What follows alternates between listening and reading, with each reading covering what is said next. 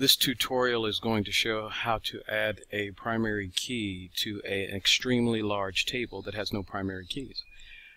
We're going to add a primary key to this table. And this table, as you can see, has over 1 million records. Okay? So we're going to close it. What we're going to do is we're going to right-click. We're going to export this table in Access. Okay, we're going to export it to the current database.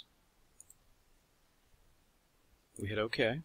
We're going to name the table, rename it TableCAD1, so as not to conflict. And we're only going to export the definition, not the data. So we're going to hit OK. We're going to hit Close. When we open it up, you'll see that you have the exact schema of this table, but no data. So we're going to go to Design View. We're going to add a ID field, call it Auto Number, or make it an Auto Number. We're going to save that, Control S, and we're going to close it. Now we're going to append the data in this table to this table. So we're going to create Query Design. Remember, you load the data that you want appended into the table. So we're going to close it. We're going to add all the fields. Okay, and then we're going to run an append query. We're going to append it to our table that has schema only. But before we do that, we want to make sure that this will control how it's numbered. So we do that. Then we do our append query.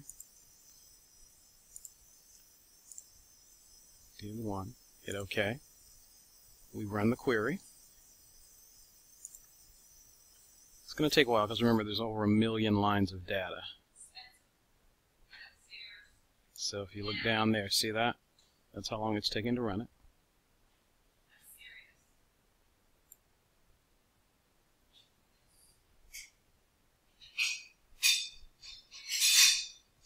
Alright, when we open it back up, we're going to append the 1 million rows. We want to do that, of course, so we hit yes.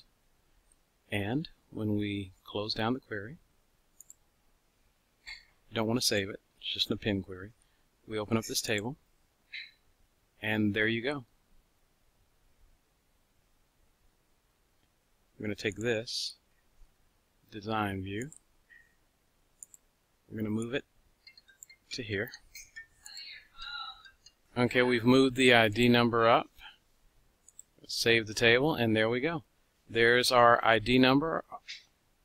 There is our event number, which is sorted in descending order, and it added a primary key. And lastly, what we can do is we move this to ID, and we set to the primary key. And there you go. You've just added a primary key field to a database table that has over 1 million rows.